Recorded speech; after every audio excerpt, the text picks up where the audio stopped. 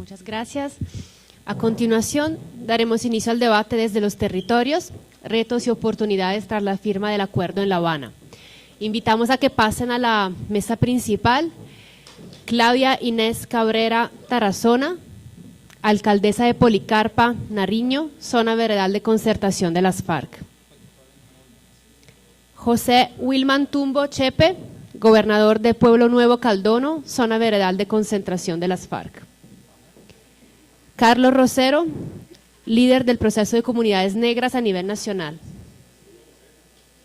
Víctor Moreno, presidente de la Asociación de Consejos Comunitarios del Norte del Cauca, ACONC. César Jerez, líder de la Asociación Nacional de Zona de Reserva Campesina, ANSORC, y de la Cumbre Agraria. Miguel Fernández, coordinador del área de Derechos Humanos del Comité de Integración del Macizo Colombiano, CIMA. Robert Daza, representante del Coordinador Nacional Agrario, CNA. Y Nilson Liz, presidente de la Asociación Nacional de Usuarios Campesinos de Colombia, ANUC Cauca. Muchas gracias.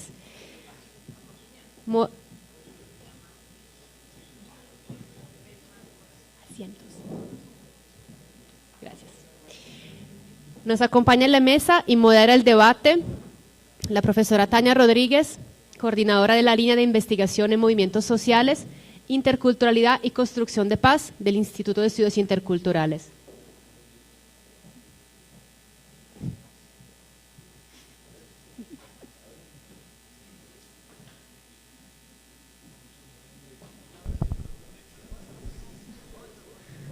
Bueno,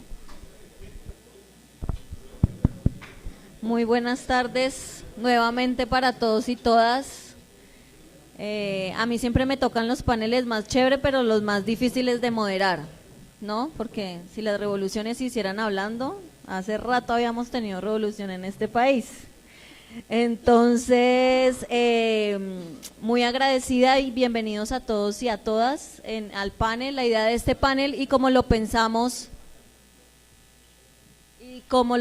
desde el inicio de la programación del evento, era una continuidad del panel anterior, pero como dijo Carlos ahorita, el otro lado de la discusión, o yo no sé si el otro lado, pero un lado más de la discusión, y es básicamente que varios de los retos que ya los profesores señalaron ahora, o de los desafíos, o de las oportunidades que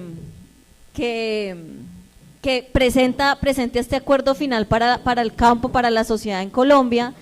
Digamos, varios de esos retos también son retos que las organizaciones y comunidades que están aquí sentadas en la mesa vienen pensando y que nosotros pensábamos que era muy importante también escuchar esa voz directa de los territorios. Entonces yo, para antes de dar la palabra, porque estoy segura que después ya no va a haber oportunidad, básicamente quisiera resaltar algunos de los retos que de hecho ya presentaron los profesores y que habíamos pensado inicialmente, porque teníamos toda la tarde para hacer este panel o este debate, pudiéramos tener un espacio de preguntas, respuestas, que pudiéramos ir más al fondo de esos retos, pero como no va a ser posible, básicamente lo que vamos a hacer es, voy a intentar hacer un paneo de algunas de esas cosas que se han venido planteando desde esta mañana, algunas cosas ya las plantearon los profesores que acaban de estar en la mesa, para que los compañeros y compañeras puedan retomarlos en una intervención de más o menos 15 minutos, si se puede menos, alrededor de qué significa este acuerdo en los territorios y qué retos y oportunidades hay allí, desde pensando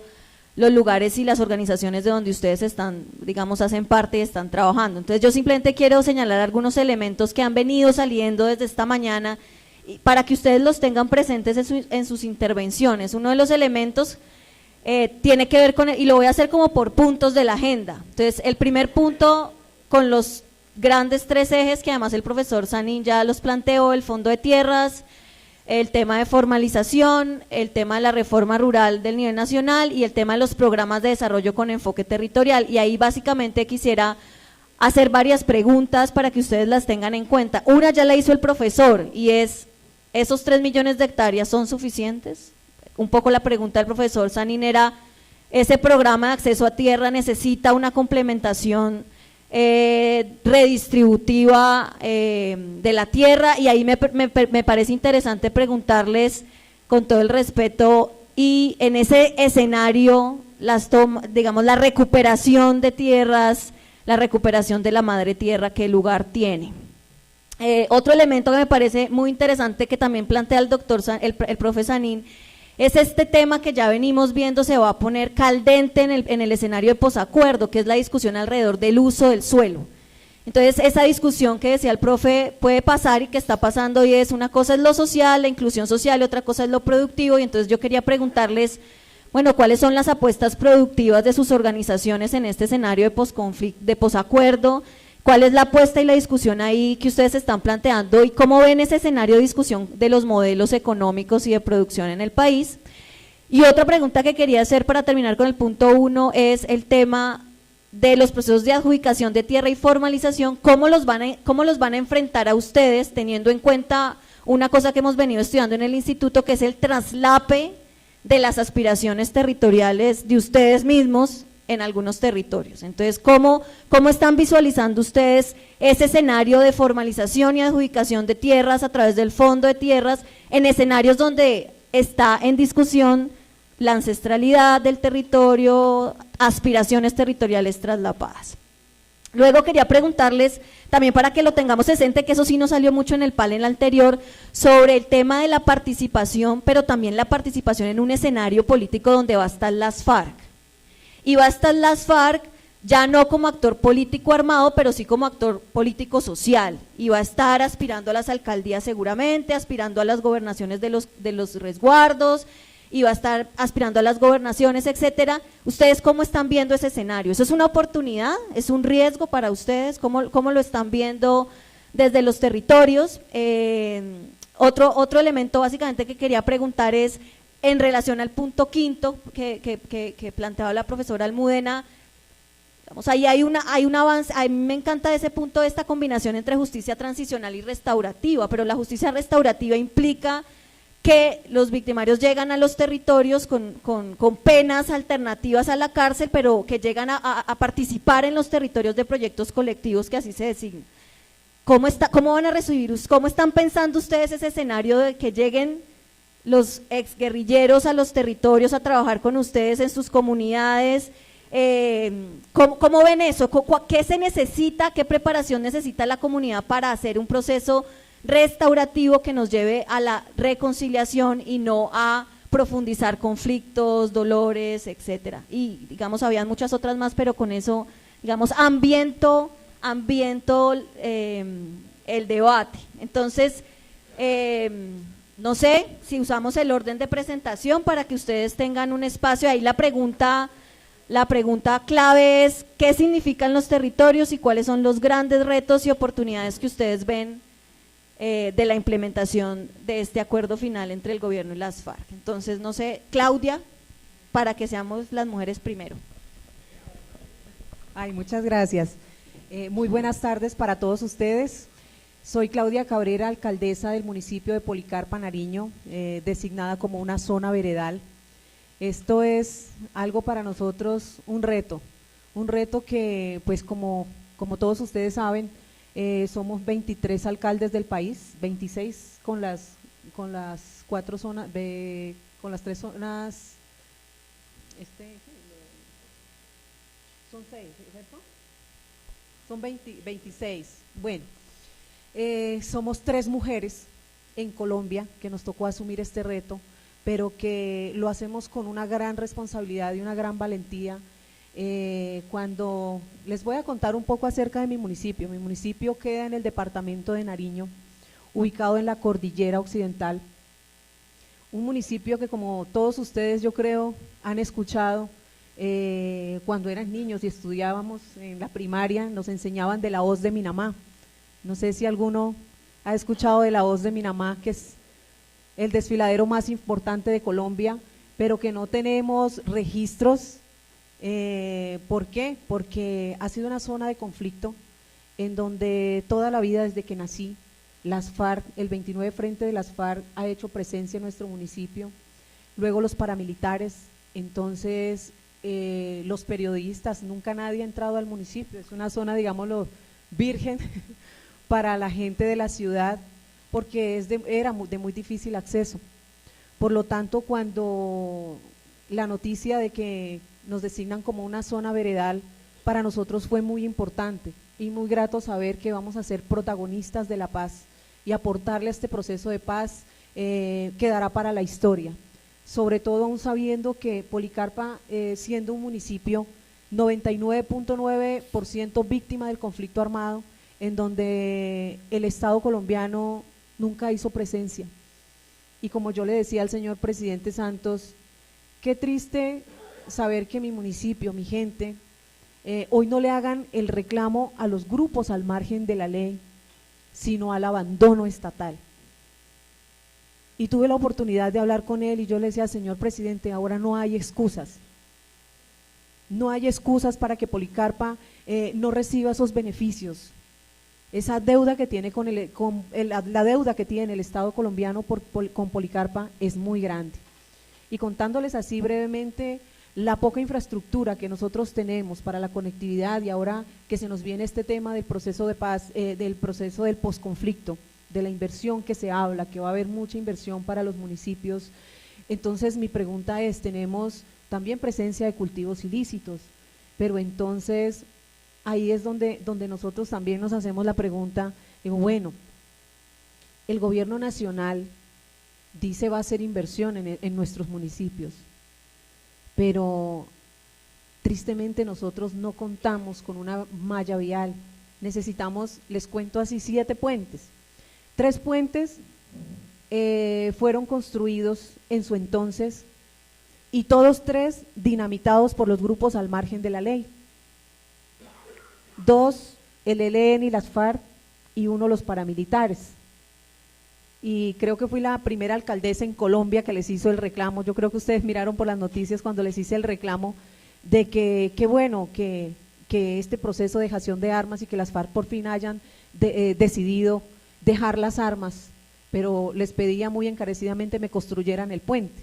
Pero entonces ahí era donde se tiraban la pelota los unos a los otros y a la final dijeron, no, nosotros no fuimos, fueron el ELN, fueron los otros. Pero bueno, aquí, como le decía al señor presidente, necesitamos que hagan mucha inversión en nuestro municipio. ¿Por qué? Si tenemos campesinos que se han dedicado a los cultivos ilícitos, ¿por qué será? La razón es muy sencilla. En Policarpa, si un campesino siembra un cultivo productivo, pues no tiene garantías, porque no hay una malla vial. Y yo me doy cuenta, la historia mía es muy, digámoslo así, muy dura, porque he sido víctima del conflicto armado toda la vida. Decidí salir de Policarpa porque nos cansamos de ver a nuestras víctimas del conflicto. Salí, me vine para la ciudad de Cali a estudiar Derecho, me preparé y regresé nuevamente a representar mi municipio. He trabajado fuertemente en Policarpa en la labor social desde niña. En el Valle del Cauca trabajé mucho en la cárcel de Jamundí, en la cárcel de Villahermosa. Entonces hicimos mucha labor social con el defensor regional, el doctor Carlos Hernán. Acá me conocen mucho por ese trabajo y ese liderazgo que siempre me ha caracterizado. Regreso a mi municipio y tristemente uno se encuentra con esa realidad. Ese presupuesto del municipio no alcanza para absolutamente nada. Entonces uno dice, bueno, vamos a formular proyectos que beneficien a mi comunidad, pero cuando nos estrellamos, cuando una consultoría, unos estudios de un proyecto nos cuestan 200, 300 millones de pesos, con un presupuesto que realmente no nos alcanza ni para formular los proyectos. Y esa crítica pues también se la ha hecho al gobierno nacional y bueno, se dice que va a haber mucha inversión en las zonas veredales y en el posconflicto, pero no he tenido ni la primera llamada para que digan, vamos a hacer inversión, alcaldesa, aquí le tenemos el equipo que va a trabajar con usted y que va a formular los proyectos. Todos estamos de acuerdo con este proceso de paz, yo estoy de acuerdo, mi comunidad está ansiosa, que por fin esos fusiles ya se silencien y que ya podamos vivir en paz, porque hemos sido víctimas del conflicto armado todo este tiempo. Vuelvo y retomo el tema de los campesinos. Un campesino que cultiva la coca y el campesino que cultiva el cultivo productivo, pongamos 1 hectárea de plátano, ¿cuánto le cuesta a ese campesino sacar esa carga de plátano a venderla al menos al casco urbano del municipio. ¿Y cuánto cuesta el transporte y cuánto cuesta esa carga de plátano? Entonces él dice, a mí me queda más fácil sembrar la coca, porque con ese kilo de coca me van a pagar más y no tengo ni siquiera que pagar flete, incluso van y me lo compran hasta mi casa. Entonces es ahí donde nosotros realmente le hacemos ese llamado al gobierno nacional, que haga inversión en esos municipios, porque el inconformismo comienza allá. Hoy son las FARC y estamos dispuestos, como le digo, a aportarle a este proceso de paz, pero mañana será otro grupo de gente inconforme, que no acepta que podamos vivir así, cuando nosotros nos damos cuenta. Y hoy me llamaba la atención con los jóvenes acá en la universidad. Yo decía, un joven que estudia en la Universidad Javeriana, que es de acá de Cali, y un joven de mi municipio, de la parte más lejana, tiene los mismos derechos, somos colombianos, pero no tiene las mismas oportunidades. Allá incluso no tenemos ni siquiera señal telefónica, no tenemos ni internet, estamos en el siglo XVII, estamos en el total atraso. Entonces, yo sí verdaderamente, yo le pido de verdad a la gente de acá, a la gente que está en la ciudad, démonos esa oportunidad, ayúdennos para que esa comunidad que verdaderamente necesita sea beneficiada con estos acuerdos de La Habana. Me parecen muy importantes, hay muchas cosas muy buenas para las personas que viven en la zona rural, como lo es Policarpo, pero necesitamos de la ayuda de todos. Es un aporte que le hacemos. Yo hoy, escuchando al doctor de la calle y a todos los que estuvieron en La Habana, yo me daba como cosa, porque de verdad yo estoy muy agradecida con ellos. Ellos han hecho un sacrificio grande, y el gobierno nacional ha hecho un sacrificio muy grande para dar este paso. Como alcaldesa, les cuento, me he encontrado con muchos problemas sociales a raíz de que se dice seremos una zona veredal, incluso hasta con nuestra misma seguridad. Como alcalde, ustedes se dieron cuenta hoy, lo decía alguien, asesinaron a una persona en donde está el predio donde se va a hacer la zona veredal, y todos estamos expuestos, pero yo decía, bueno, vale la pena luchar y hacer este intento. Se dice, y Dios no lo quiera, pero después de este proceso va a venir una ola más fuerte incluso que la misma guerra, y es natural. Nosotros convivimos allá prácticamente con las FARC, y es muy difícil. Por ejemplo, ellos llevan ese pensamiento de exigir. Dicen, bueno, lo necesito en una reunión y usted tiene que ir, porque si usted no va, es un problema. Y eso no se cambia de la noche a la mañana. A mí me ha tocado, yo digo, bueno, está bien, ser como digámoslo así, como entenderlos más bien, y entendernos y ceder un poco.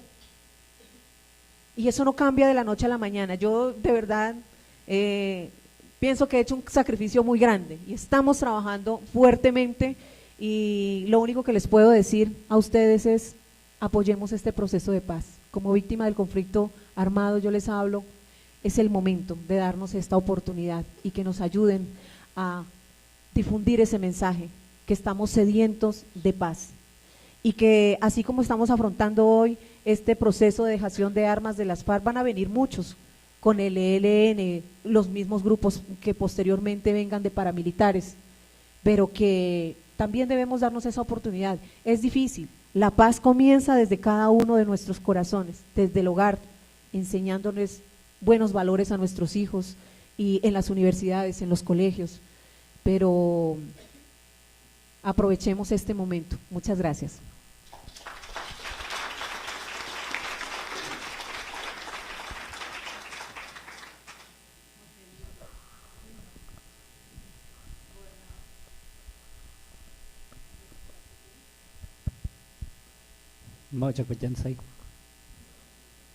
Buenas tardes para todos y todas. Soy José Wilman Tumbochepe, del resguardo indígena de Pueblo Nuevo, municipio de Candono, del pueblo Nasa. Muy contento de estar aquí. Compartir nuestra experiencia va a ser fundamental para que tal vez tengan claridades de los muchos que tal vez estén pensando del por qué en un resguardo indígena se va a implementar la zona veredal transitoria de normalización, porque uno de los criterios que se hablaba por televisión y por prensa, entonces se tenía como ese conocimiento. Sin embargo, quiero decirles de que nosotros como comunidades indígenas, en este caso hacemos parte también del Consejo Regional Indígena del Cauca y concretamente también en la Organización Nacional Indígena de Colombia, que es la ONIC. Pero más allá, digamos, de nuestras estructuras organizativas, somos las comunidades quienes tomamos las decisiones. No funciona jerárquicamente como en el mundo occidental, de arriba para abajo, ¿sí? Sino de abajo para arriba. Entonces hemos asumido esa decisión. Es una decisión comunitaria y una decisión política. Allí nosotros hemos comprendido de que con el acuerdo entre la guerrilla de las FARC y el gobierno nacional, la lucha del movimiento indígena y la lucha de los pueblos indígenas no se van a acabar ahí. Con esa claridad hemos dicho que nosotros vamos a ser aportantes, gestores en este gran proceso, en este nuevo escenario y en este contexto donde estamos viviendo, y nosotros como comunidades hemos dicho vamos a estar allí, vamos a participar y vamos a ser también protagonistas, porque hay que llamarlo así. En eso entonces nosotros comenzamos a trabajar inicialmente 3 cabildos de nuestra zona al territorio Satamaquihue. Caldono está ubicado en el departamento del Cauca, en el nororiente más exactamente. Los cabildos de Pioyá, San Lorenzo de Caldono, Pueblo Nuevo, y posteriormente el cabildo indígena NASA del resguardo indígena de Tumburao, que hace parte de la jurisdicción del municipio de Silvia. Y allí nosotros hemos hecho un trabajo comunitario, como lo decía, es una decisión comunitaria y una decisión política que hemos asumido con la claridad de que la lucha del movimiento indígena no se acaba ahí y la lucha de nosotros no se queda allí, pero que tampoco con el acuerdo nos van a solucionar y tampoco con el implementando la zona veredal no nos van a solucionar, digamos, de lo que nosotros históricamente hemos venido reclamando nuestra reivindicación, pero también con la claridad de que si hemos sobrevivido 523 años, pues nosotros creemos que este no va a ser el que nos va a acabar y entonces que el pueblo NASA o los resguardos indígenas donde estamos ubicados vamos a desaparecer. No, al contrario, yo creo que lo que hemos dicho allí es que nosotros vamos a ratificar nuestra autonomía, vamos a ratificar nuestro control territorial, y si hemos asumido esta decisión de que la zona se implemente, entonces no quiere decir que la guerrilla de las FARC venga a imponernos, porque también acuérdense que nosotros fuimos duros con ellos y seguimos siendo duros con ellos. Cuando todavía no se implementaba el acuerdo o que no llegara a estas instancias, siempre éramos los que tal vez en nuestros territorios reclamando el reclutamiento de nuestros comuneros, de nuestros menores de edad, de nuestros estudiantes, y ese ejercicio lo hemos hecho en el marco del control territorial. Y con ello no quiere decir que entonces tengamos que seguirnos peleando, porque si la sociedad colombiana hoy tenemos la posibilidad de encontrarnos, y como se ha dicho acá, en el tema de reconciliación, pues nosotros ¿por qué no vamos a hacer lo mismo? Y allí vemos que es un reto, y dentro de esos retos vemos esa oportunidad de nosotros mostrar que también nosotros sentimos, que nosotros también alegramos de una decisión entre el gobierno nacional y la misma guerrilla. Entonces, ¿cuál es el camino que nosotros tenemos? El camino que nosotros tenemos es, primero, es el tema de la sensibilización, porque si no hay una sensibilización, pues tampoco de pronto puede haber una reconciliación o hasta llegar al perdón, ¿sí? Con la claridad también que dicen que el perdón es, si yo mismo tengo la capacidad de perdonar y perdonarnos entre nosotros, pues ese es el camino que, uno de los retos que nosotros hemos tenido y por ello pues hemos dicho también que entre el mismo movimiento indígena hay unas tensiones, ¿sí? Hay unas tensiones que tenemos que superarlas. Esas tensiones, nosotros si no las superamos, pues tampoco no habría armonía entre nosotros, porque nosotros más que hablar de la paz, nosotros hablamos de armonía y equilibrio, ¿sí?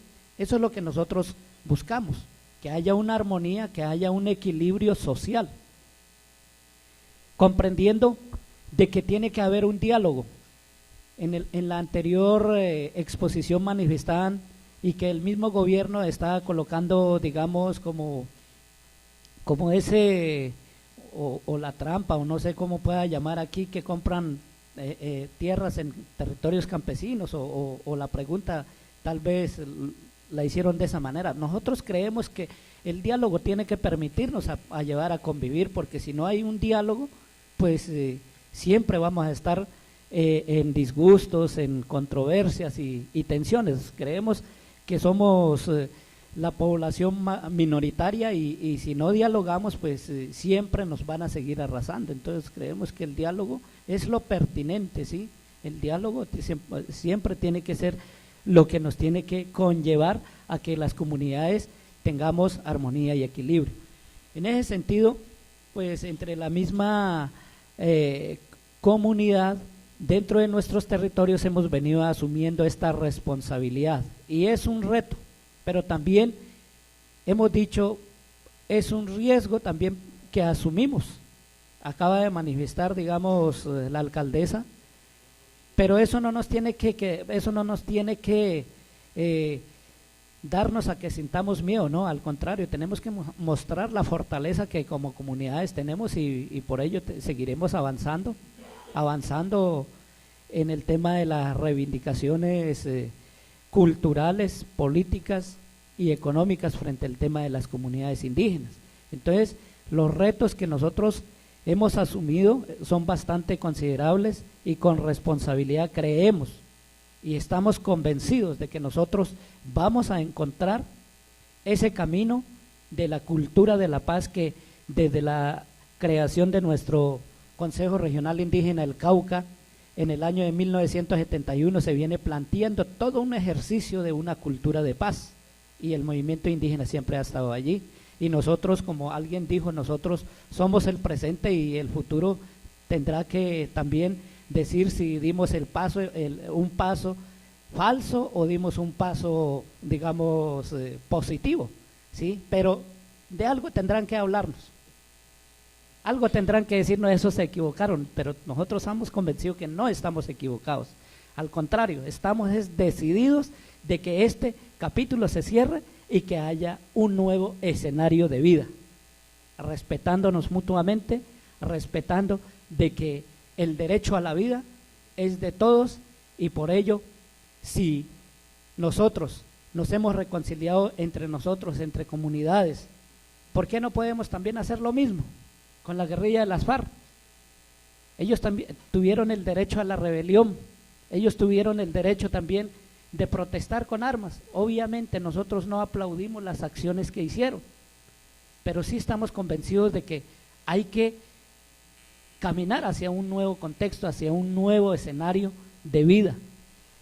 En ese sentido, hemos planteado es como referente a la pregunta que ha hecho aquí la compañera Tania, pues de nosotros cómo nosotros desde el tema político, el tema territorial, cultural y económico, nosotros tenemos que llevar a transformarnos internamente nosotros como organización también, porque esto lo amerita. Si nosotros no nos transformamos, pues creemos que tal vez así no haya plata, pero así la mínima que llegue a nosotros, entonces nos va a poner, digamos, a pelearnos entre nosotros mismos tal vez. Entonces, la decisión que hemos dado, la decisión que hemos tomado, también tiene que llevarnos a que nosotros pensemos y repensemos, porque si bien la cultura de los pueblos indígenas la hemos mantenido, la hemos pervivido como hasta ahora, en el tema de la lengua, en el tema de las costumbres, pues eso también hay que ir revisando a ver cómo estamos en el nuevo contexto, porque no quiere decir de que la política, digamos, del acuerdo final, pues tampoco nos vaya,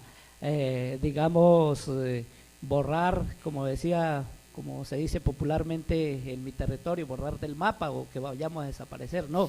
Entonces, concretamente, para terminar en el tema de los programas de desarrollo con enfoque territorial, pues obviamente nosotros tenemos nuestros planes de vida y claro, tenemos que contextualizarlo, ¿sí? ¿Qué queremos nosotros y qué no queremos?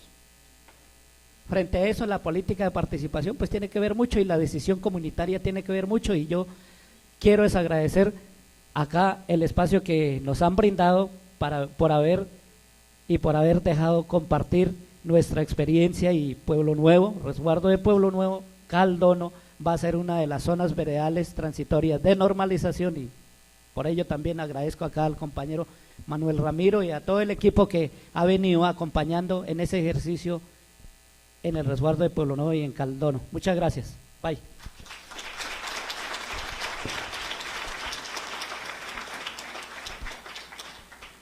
Carlos.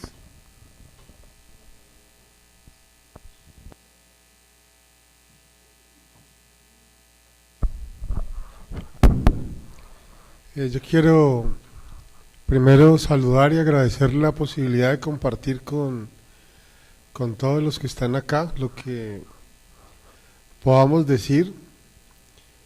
Lo que vamos a comentar tiene que ver alrededor de experiencias que estamos desarrollando con compañeros en el lado de Buenos Aires, Suárez, pero también en el norte del Cauca y con hermanos del Pacífico alrededor de la zona veredal que tiene su asiento en Buenos Aires, ¿no?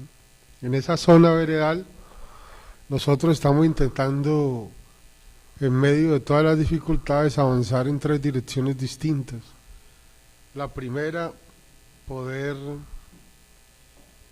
elaborar desde la perspectiva propia de las comunidades un plan local de erradicación y sustitución de cultivos ilícitos. Eso es parte de los acuerdos. Básicamente a lo que yo me voy a referir tiene que ver con el acuerdo de los ilícitos, pero también con otras cosas que se cruzan. Entonces, el primer asunto. Un segundo, intentamos alrededor de esa zona constituir un mecanismo autónomo de las comunidades para hacerle seguimiento a la implementación de los acuerdos, ¿sí? Y no exclusivamente a la existencia o no de las zonas veredales, cómo va a ser el lío, la cosa ahí, sino al conjunto de los acuerdos que van a impactar el territorio, las comunidades y también los derechos. Y tercero, pues estamos en camino de avanzar en elaborar desde lo comunitario un protocolo de relacionamiento con la zona veredal y con toda la institucionalidad que alrededor de la misma se va a mover, ¿no? Ya con ese telón de fondo, digamos, nosotros encontramos cosas que queremos compartir, ¿sí? Algunas se han dicho, las vamos a decir a nuestra manera.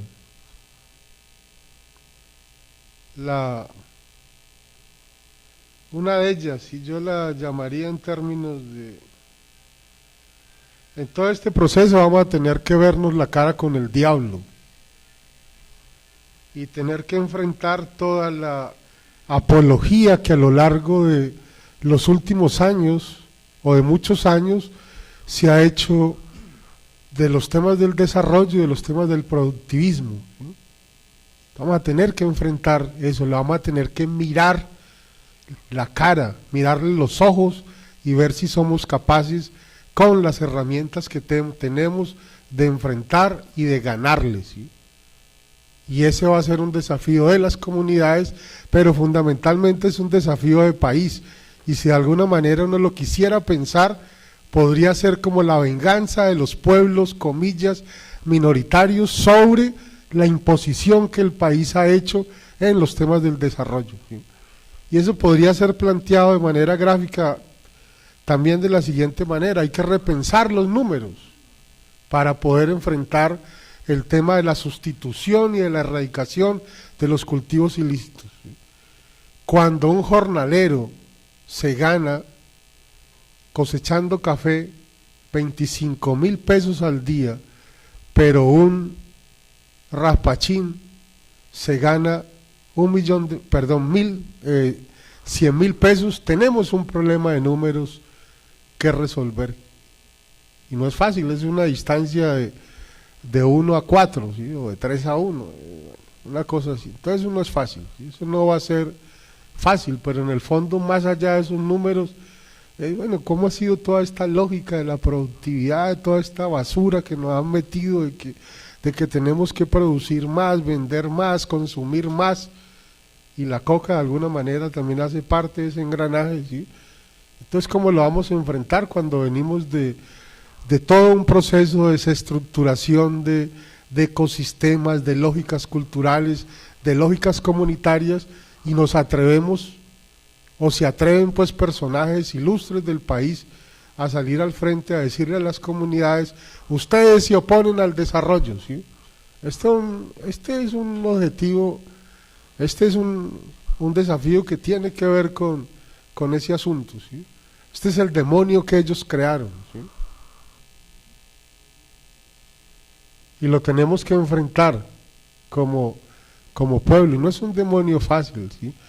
Eso de pasar a garantizarle a un jornalero el equivalente a 75.000 que no va a ganar, ¿sí? ¿Cómo lo vamos a hacer? ¿En el marco de qué lógica, de qué manera de moverse en el territorio, cuando nos metieron en la cabeza de que todo era ganar billetes, ¿sí? Entonces yo creo que ese es un desafío interesante como pueblos y como países que tenemos, ¿sí? A un tema que no está claramente expresado en los acuerdos, que es la discusión sobre el modelo o sobre las alternativas al modelo. Esto no se puede resolver si no construimos alternativas al modelo desde los pueblos, y eso es posible si discutimos el modelo y si este país termina aceptando que no hay un modelo, hay modelos, ¿sí? Y dentro de esos modelos pues está el modelo de nosotros, ¿sí? El modelo de los pueblos indígenas, que es totalmente distinto al modelo de los cañeros, con todas las consecuencias que eso tiene, ¿sí? Yo creo que lo dijimos, un segundo asunto, lo dijimos en 2012, creo, Yolanda, ¿sí?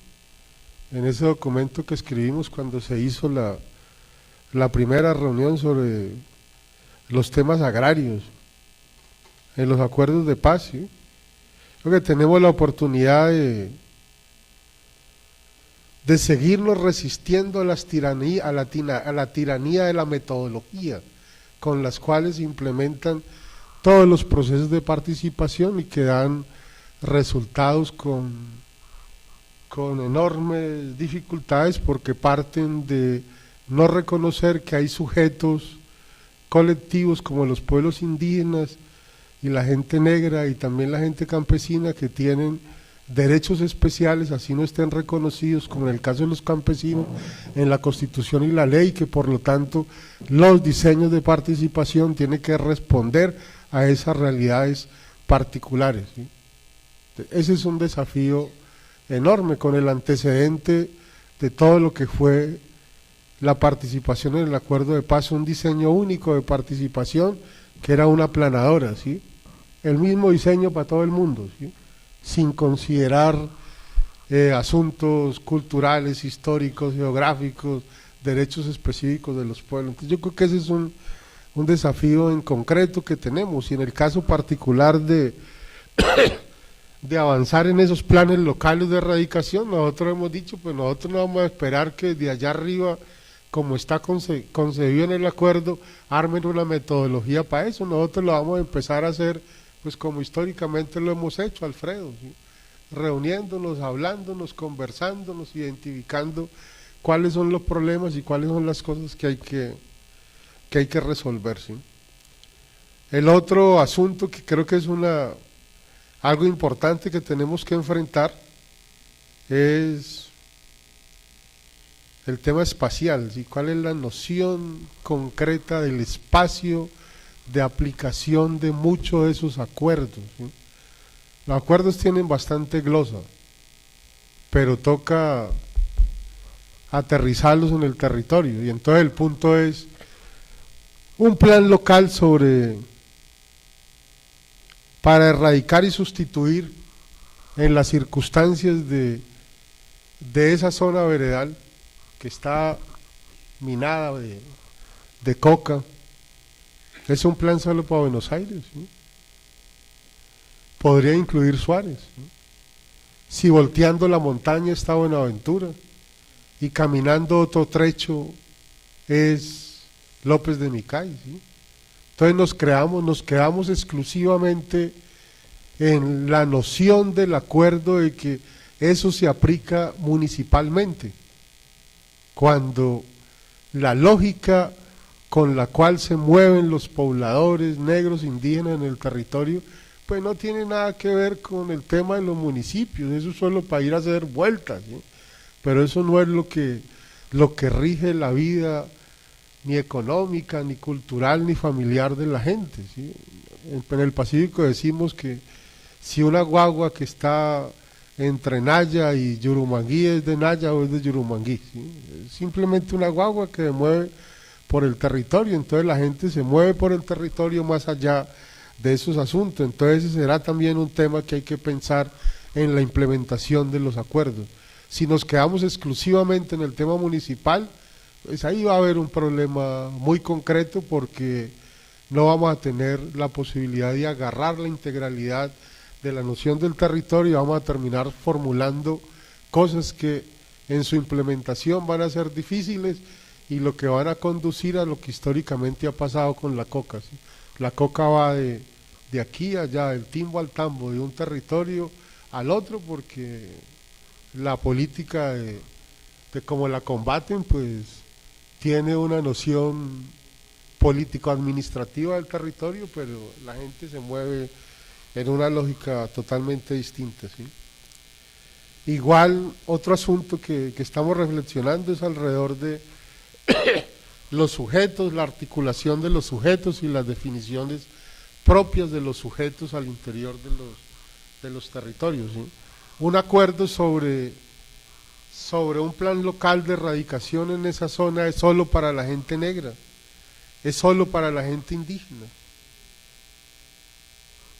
es solo para los campesinos, o es posible hacer un plan que recoja las distintas visiones y miradas que hay sobre el territorio, ¿sí? Y cómo se negocian las articulaciones entre estos tres sujetos que se mueven en el territorio, que tienen expectativas, quizás historias distintas, derechos distintos, pero que tienen que pactar su convivencia al interior del territorio. Eso es parte de lo que es necesario conversar y ir avanzando, ¿sí? Creemos que es necesario sacudir el tapete de una serie de asuntos que están en el acuerdo y en la práctica política e institucional de este país alrededor de la manera como se conciben las organizaciones y se conciben las formas de participación, ¿sí? Ese acuerdo en lo ilícito, ¿sí? A pesar de que hace mucha glosa de la base, en el fondo es un acuerdo de participación piramidal, ¿sí? En el que la base propone planes locales, planes municipales, eso arriba articula el Plan Nacional Integral de Sustitución, y entonces todos participamos acá abajo, pero allá arriba es donde se toman las decisiones, y al final la experiencia en este país es que la mayoría de esas decisiones cuando se toman contra la gente, contra el territorio, contra los derechos, contra las aspiraciones de quienes estamos en los distintos lugares. Entonces toca sacudir el tapete, ¿sí? Y reconocer que ese acuerdo, y lo repito, no reconoció formas preexistentes de organización y de participación, por lo menos en el caso de lo étnico. Y entonces se habla de asambleas comunales, ¿sí? ¿Qué tiene que ver eso con un resguardo, con un cabildo indígena? Nada, ¿sí? ¿Qué tiene que ver la asamblea comunal, la asamblea, como se llame, con el consejo comunitario, con las articulaciones de consejos comunitarios? Entonces creo que hay que hacer ese case para evitar una serie de tensiones que nos permitan avanzar sobre lo construido y sacudir mucha de la glosa que puede generar a futuro mayores conflictos, ¿sí? Como el tiempo es corto, tiro varios telegramas, ¿sí? Yo creo que un desafío muy importante que causa roncha, pero estamos para eso, ¿sí? Es la pedagogía en los territorios étnicos, la hacen las organizaciones étnicas propias de los pueblos, ¿sí? Eso causa roncha, ¿sí? Pero es un derecho irrenunciable, ¿sí? En el territorio la pedagogía la hace la gente del territorio, entre otras cosas, para evitar confusiones en el territorio, ¿sí? Y nos pasó, cierto, Víctor, en el norte del Cauca aquel día, ¿sí? Finalmente, en el caso de nosotros, hay una serie de asuntos que están considerados en la parte que incorporaron de lo étnico en los acuerdos de paz, ¿sí?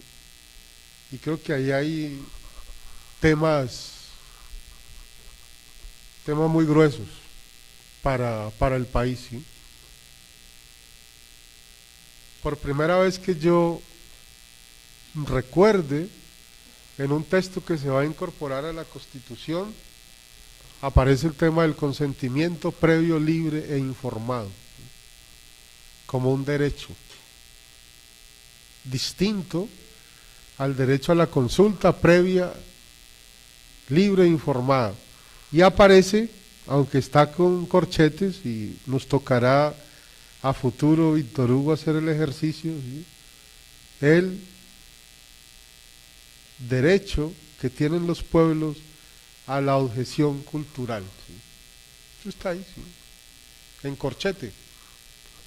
Pero bueno, es el desafío que tenemos, y yo creo que es un desafío importante porque esta es una manera de interrogar a una sociedad que históricamente se ha encargado de imponerle a los pueblos nociones, incluyendo las de desarrollo, que van en contravía de las lógicas más simples de preservar la vida en el planeta, ¿sí? Entonces tenemos mucha tela que cortar. Lo básico para nosotros es que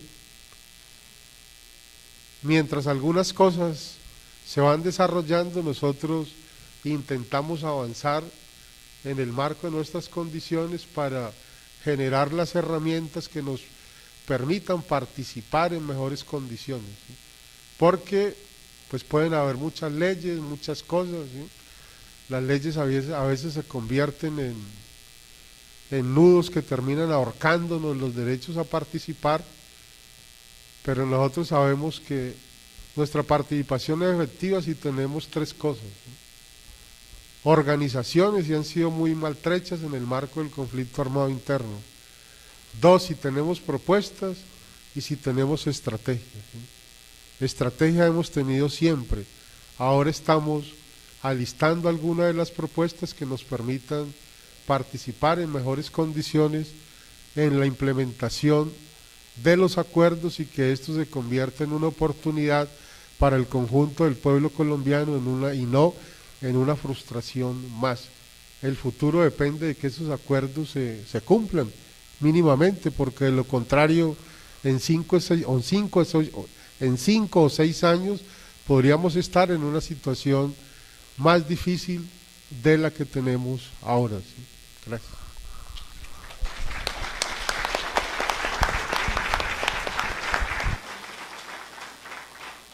Gracias, Carlos. Miguel. Miguel, tú.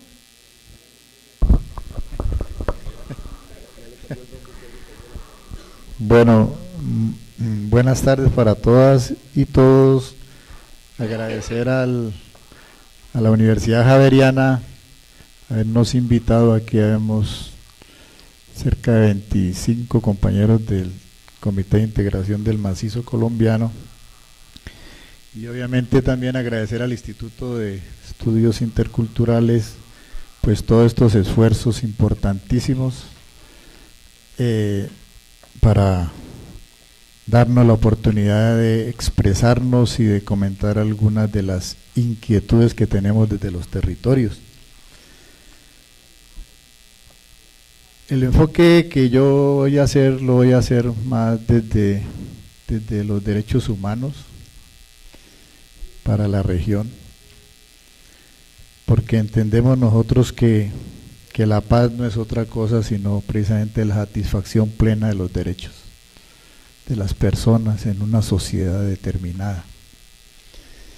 Y desde ahí creemos que se construye y se debe hablar de paz. Voy a ver un poco esquemático en la presentación para no tratar de ganar tiempo. Frente al tema de los retos o de las,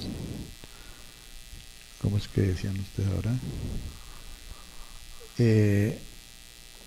Pues creemos desde el CIMA y desde el Macizo Colombiano que existe una muy difícil situación todavía de derechos humanos y de crisis humanitaria,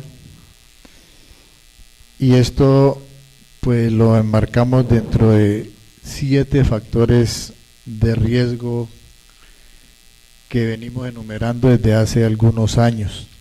No han cambiado en lo fundamental, y obviamente hoy atraviesan toda la situación conflictiva del departamento del Cauca. El primero es, y aquí los han enumerado todos hoy de pronto,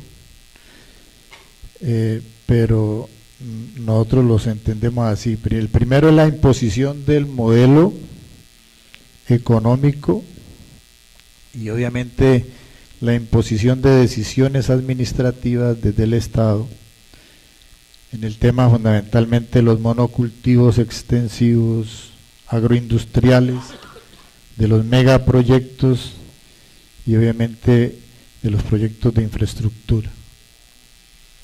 El segundo factor de riesgo en la región, nos atrevemos a decir que no es únicamente el Cauca, son los factores de riesgo ambientales, y ahí clasificamos los extractivos, mineroenergéticos y el uso y apropiación del agua. El tercer factor, el acceso, uso y tenencia de la tierra, microfundio, latifundio, formalización, baldíos, y que aquí pues hoy se ha hablado suficientemente del tema. Cuarto, el factor por intervención institucional, y no es otra cosa sino las aplicaciones constitucionales de normas, leyes, resoluciones, procedimientos que obviamente van en contravía de la paz. Aquí lo decía muy claro hace rato el profesor de la Nacional. Y mientras por un lado el gobierno hace negociaciones de paz, por otro pues crea y aplica leyes definitivamente antipopulares. El quinto, el de las tensiones y conflictos interculturales, el acceso, el uso, la tenencia de la tierra y derecho al territorio, el tema de la jurisdicción indígena, afro y la aplicación de normatividades específicas que también nos coloca en contradicciones y en peleas a las comunidades en los territorios. El sexto, la presencia de cultivos de marihuana, coca y amapola, y por supuesto el tema del narcotráfico que hace parte de toda esta cadena. El séptimo, la presencia de actores armados y desarrollo de operaciones militares, y hablo de actores legales y de actores ilegales, por supuesto, los territorios. Esta situación va a ser muy difícil, obviamente, en el territorio hacia la implementación de los acuerdos. Por lo menos en el macizo colombiano hay una situación muy caótica frente a todo el tema de humanitario y de vulneración de los derechos. Decirles únicamente en el Cauca, en lo que va corrido este año van cerca de 270 asesinatos entre violencia social no política y violencia política. Cuando hablamos de violencia política hablamos de asesinato y masacres de líderes. Hay 14 asesinatos de líderes entre afros, indígenas y campesinos y campesinas. Nosotros como Coordinador Nacional Agrario y Congreso de los Pueblos, en esta ocasión hemos tenido 2 asesinatos. El de la compañera Marisela Tombé Montenegro, de Playa Rica en el Tambo, y el del compañero Joel Meneses hace únicamente 2 semanas.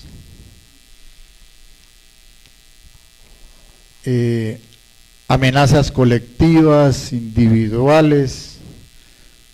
Ha habido 3 masacres en este tiempo. Eso pues como una de las situaciones en este tema de los derechos humanos.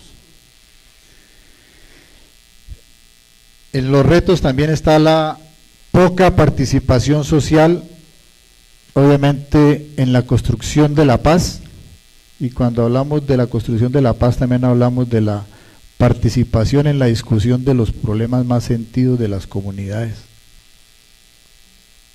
Infortunadamente la participación en La Habana no fue la mejor por parte de las comunidades y de las organizaciones sociales en mucha parte del territorio nacional y por supuesto del macizo. La incredibilidad de las comunidades en el Estado, voy a enumerarlas porque ya me mostraron el papelito. El no reconocimiento constitucional del estatus político y social del campesinado, del cual ha habido ya de alguna manera alguna discusión hoy acá también. El otro reto que nosotros miramos hacia futuro es obviamente el reacomodamiento territorial de actores armados. Está en todos estos retos también el tema de los compromisos incumplidos con las comunidades, con las organizaciones y el movimiento social. Otro reto enorme y que no podemos pasar de soslayo es la pobreza, la miseria, el atraso y la falta de oportunidades que a nosotros nos suma en una paz incompleta. Hay en este momento otro factor que nos parece importante tener en cuenta y fue una pregunta que se le hizo a los plenipotenciarios que estuvieron hoy pero no la respondieron como debieron de hacerlo, y es qué está pasando entonces con las conversaciones y negociación con el Ejército de Liberación Nacional cuando hoy ese proceso está aparentemente estancado y creemos nosotros desde la región con poca posibilidad de abrirse a una necesaria fase pública. El otro reto es el derecho a la movilización y la respuesta violenta del Estado a la protesta. Otro reto, el sinnúmero de instrumentos y mesas de negociación y seguimiento a los acuerdos regionales en el Cauca. Si no estoy mal, hay 23 mesas y ninguna se pone de acuerdo con la otra, por lo menos para fundirse en algunas. Fundamentalmente ese es uno de los esfuerzos que hemos venido haciendo nosotros con los compañeros de Marcha Patriótica, a ver si es posible poder en la mesa campesina fundir más de una problemática ahí. Otro reto, la gran vulnerabilidad y mínima protección que tienen las comunidades, organizaciones y líderes y defensores de derechos humanos, y por lo tanto entonces no existen garantías. Y voy a leer las oportunidades. Pues habría una oportunidad que es histórica, que es la apertura hacia una solución política y negociada del conflicto armado, una participación política que desde el movimiento social, popular y político de izquierda seguramente tendremos que mirar y juntarnos, unirnos. La movilización social como mecanismo de participación real es otra oportunidad. Así el señor comisionado que esta mañana dio su charla aquí dijera que había que para construir la paz había que pararlos, había que frenar las tomas de las carreteras y esas cosas. Si se frena eso, entonces ¿cómo nos escuchan? Es la pregunta. La verificación de la implementación de los acuerdos es una oportunidad que rompa con el incumplimiento histórico que siempre ha tenido el Estado colombiano con los miles de acuerdos que ha firmado con las comunidades y movilizaciones nacionales y territoriales. La posibilidad de allanar una verdadera campaña de pedagogía para la paz es una oportunidad también, ¿sí? Los programas con enfoque territorial, en la medida que nos brinden y haya posibilidades de participación. Y el otro punto es cómo construimos también como una oportunidad desde los territorios o desde de las regiones, los territorios de paz, las zonas de reserva campesina, el fortalecimiento de los resguardos, el fortalecimiento de los consejos comunitarios y obviamente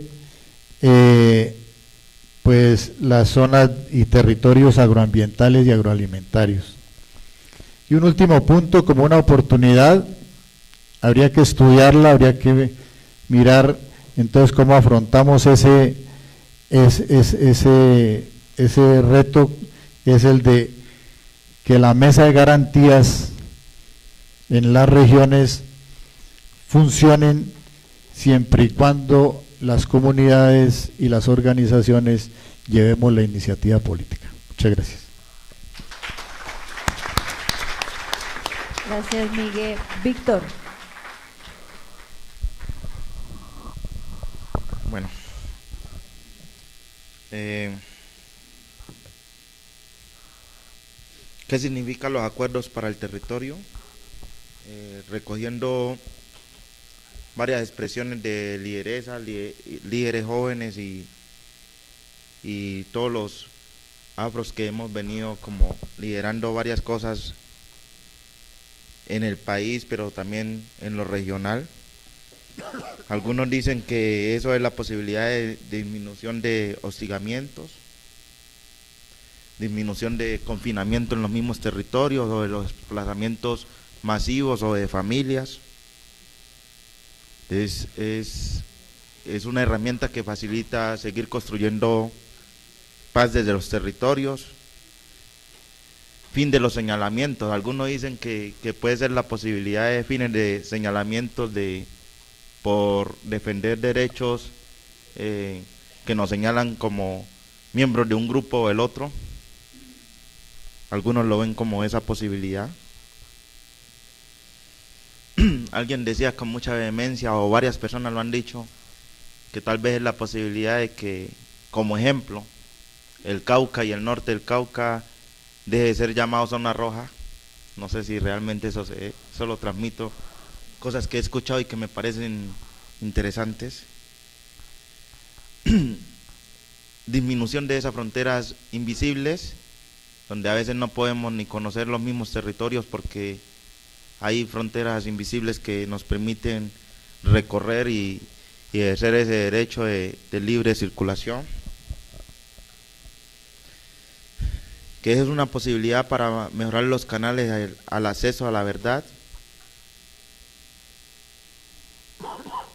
Pero también hay una preocupación como significado de estos acuerdos en nuestros territorios, y es que tal vez sea el alistamiento real para que sigan ingresando más multinacionales a nuestros territorios. Entonces uno encuentra muchas cosas que se dicen, pero también hay la preocupación de que sea la posibilidad de que se esté cocinando un conflicto más fuerte por todo lo que se ha dicho, y que se esté cocinando un conflicto que en poco tiempo pueda reventar en algo que sea más difícil de manejar desde los territorios, pero también para todo el país. Pero también puede ser el reto de seguir construyendo, la posibilidad de seguir construyendo paz desde nuestras cosmovisiones. Lo que quiero decir con eso es que uno encuentra de todo, ¿sí? Y que a pesar de que como pueblos afrodescendientes hemos vivido el conflicto y hemos sido víctimas de forma individual, pero también de forma colectiva, le seguimos diciendo sí queremos seguir construyendo paz, seguimos diciendo que queremos construir desde nuestras cosmovisiones esa paz que se quiere en cada uno de los territorios. Y solo para dar un caso, pues yo soy víctima de forma individual. Hace 12 años mataron a mi hermana mayor producto del conflicto armado. A nuestra familia nos tocó que criar las 4 hijas que dejó mi hermana, pero también eso es un ejemplo de un hecho victimizante de forma colectiva, porque mi hermana era coordinadora de los grupos juveniles en las 7 veredas que conforman el consejo comunitario al que yo pertenezco. Entonces uno dice, a pesar de todo eso, decimos sí, y hay que seguir construyendo este proceso de paz, pero ese decir sí trae muchos retos, algunas oportunidades que cuando yo me ponía a pensar en las oportunidades, volviendo al tema de qué significa los acuerdos en nuestros territorios, le deja a uno un sinsabor de que no es claro que sí es una oportunidad y que no, por la misma realidad del país y por tantas mentiras que se dan en el país. Pero pensando en algo que decía Carlos Rosero, pero que también compañero Miguel decía, creo que hay un gran reto del país, un gran reto del Estado y un gran reto de la sociedad civil en general, y es reconocer, como lo dice la Constitución Política, de que las comunidades afrodescendientes, de que las comunidades indígenas, de que los campesinos son una comunidad de interés general. Cuando se entienda eso y se valore eso realmente, creo que todos vamos en esa vía de construir paz, porque no se puede hablar de interés general un proyecto de infraestructura que pasa por encima de las comunidades, que pasa por encima de lo ambiental, y eso sí es de interés general, pero lo otro que además reconoce la Constitución Política, pero que también las comunidades que son las que garantizan que esté la producción de alimentos, pero que también esté la producción del agua, que cada vez es más escasa por las mismas prácticas de esos otros proyectos que son de interés general. No se olvida uno de que este es un país multicultural, de que es un país que a la luz de la Constitución Política dice que esas particularidades de estas comunidades terminan siendo parte importante y esencial de lo general del país y de la construcción de nación. Entonces creo que ese es un gran reto. Cuando se entienda tal vez eso, hay la posibilidad de seguir construyendo entre todos y todas ese proceso de paz, que a la final también es un derecho. Alguien me decía en una reunión que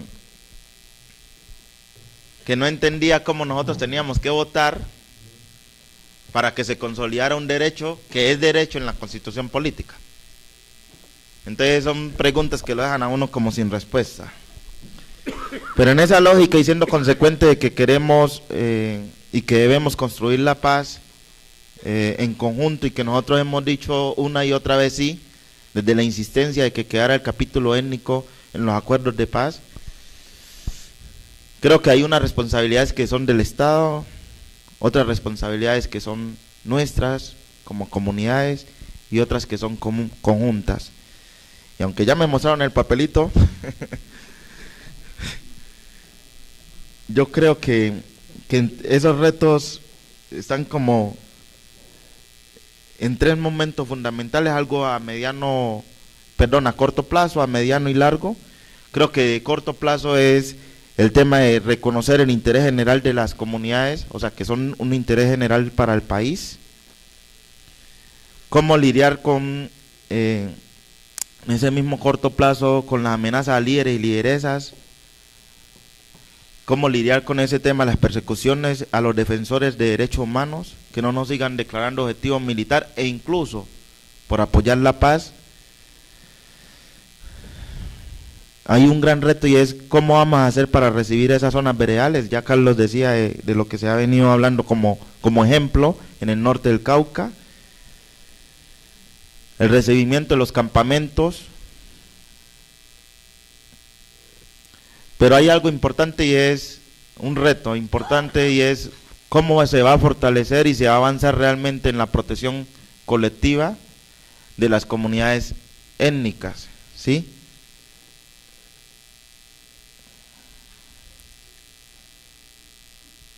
Y algo importante que decían en las presentaciones antes de que nosotros habláramos, y que creo que no debe pasar desapercibido, es cómo avanzar, además de la reestructuración del gobierno para la construcción de paz, en que haya una real articulación. Porque uno ve una competencia en muchas instituciones del Estado, ¿sí? Y que esa competencia lo único que hace es generar confusiones en los territorios y generar más problemas, y a veces terminan haciendo muchas intervenciones con daño. Estoy tratando de resumir porque no iba ni en la mitad. A mediano plazo es cómo vamos a acceder realmente a la verdad, pero también cómo se avanza en el tema de consolidar las formas de justicia propia de cada una de las comunidades. Y ese es un reto nuestro, pero también tiene que ser respetado desde la institucionalidad, que esa es una forma de construir paz. Pero a mediano plazo también, que está muy combinado entre el corto y el mediano, es cómo realmente esos PEDET van a dialogar con nuestros planes de vida, con nuestros planes en nuestro desarrollo, con nuestros planes de buen vivir. Porque eso no es claro cada vez que se habla de participación. Yo siento que eso está en una cosa en el papel. Porque entre lo que se dice con respecto a la participación real de las comunidades, todos sabemos que es simplemente un discurso, pero que en la realidad no hay claridad, porque el gobierno busca seguir fortaleciendo solamente la institucionalidad estatal, pero fortalecer las dinámicas propias, organizativas, no hay un verdadero avance, es contradictorio. O sea, pero si no fortalecemos las organizaciones, si no fortalecemos esas formas propias de participación y de mirada de el país, lo único que generamos es contradicciones, pero también un sinsabor que lo que sigue es alimentando conflictos en los territorios.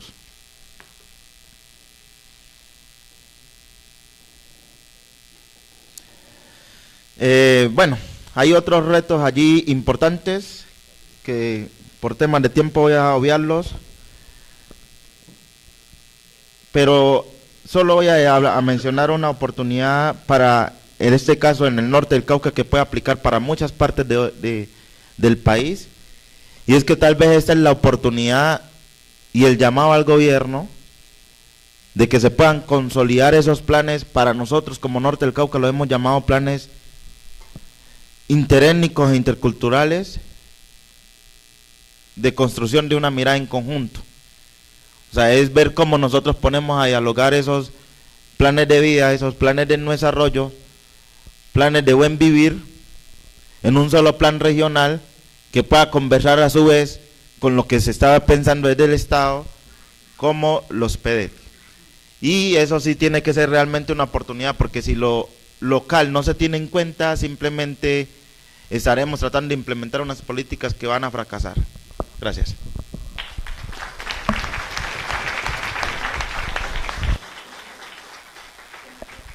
Gracias, Víctor. César.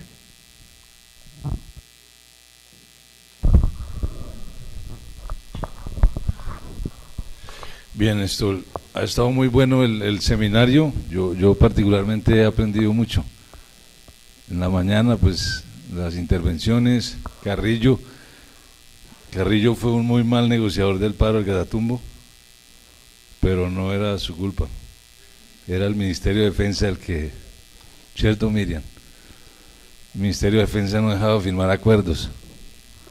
Y también la intervención de los profes me pareció muy aterrizada al momento ya de la implementación de los acuerdos, y Humberto de la Calle debe ser el jefe del plebiscito, no Gaviria. Pienso que llegó muy afinado, como todo un pedagogo de lo que son los acuerdos, con un discurso muy amplio, muy sensible, pero sobre todo con la mano tendida a todas las partes. Yo voy a tratar de responder algunas de las preguntas antes de que me saquen el cartel. Pienso que tienen relación directa con las preguntas que planteó el profesor Gutiérrez Sanín, ¿sí se llama así?, de la Nacional, y pienso que lo primero que nos debemos responder es qué es realmente lo que queremos. Desde la última vez que los escuché aquí a mis compañeros de mesa en Lima, pues yo de Lima salí como un poco triste, porque era casi un no y un lamento profundo. Y ahora pues mis compañeros dicen, y compañeras, y la alcaldesa y el gobernador sí, todavía con algunos reparos que son muy respetables y entendibles. Pero pienso que es la pregunta de partida, o sea, ¿qué realmente es lo que queremos de todo esto?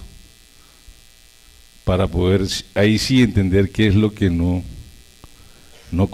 compartimos, o por lo menos cuál es el problema. Y a mí de la reunión de Lima, que creo que también la financió la Fundación Ford, ¿no? Agradecimiento a la Fundación Ford. Vea usted, los gringos están ahí ayudando.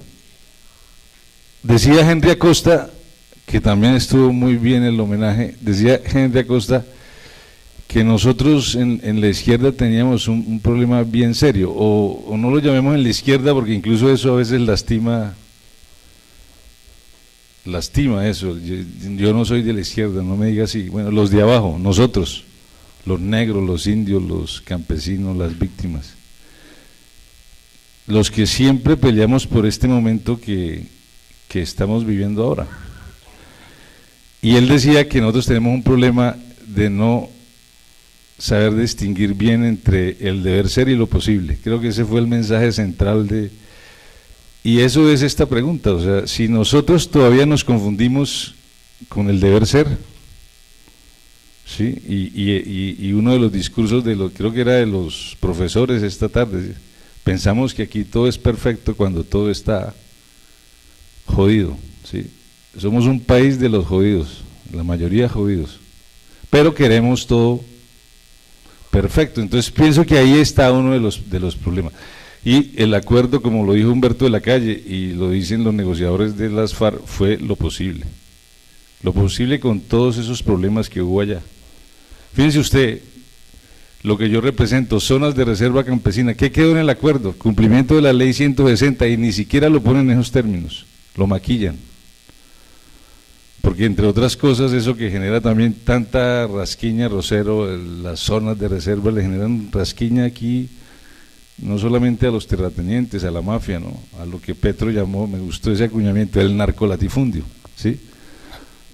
No, nos genera rasquiña a muchos de nosotros y eso pienso que no está bien, ¿sí? Esa fue una de las primeras crisis no públicas del proceso de La Habana, el tema de las zonas de reserva campesina. Si ustedes miran el documento de la agenda para la terminación del conflicto, ni siquiera nombran la palabra campesina, se quedan en zonas de reserva, ¿cierto? Y uno no sabía si eran reservas forestales, tocó llamar a preguntar, ¿sí? Y es que ahí eso era una tensión que venía.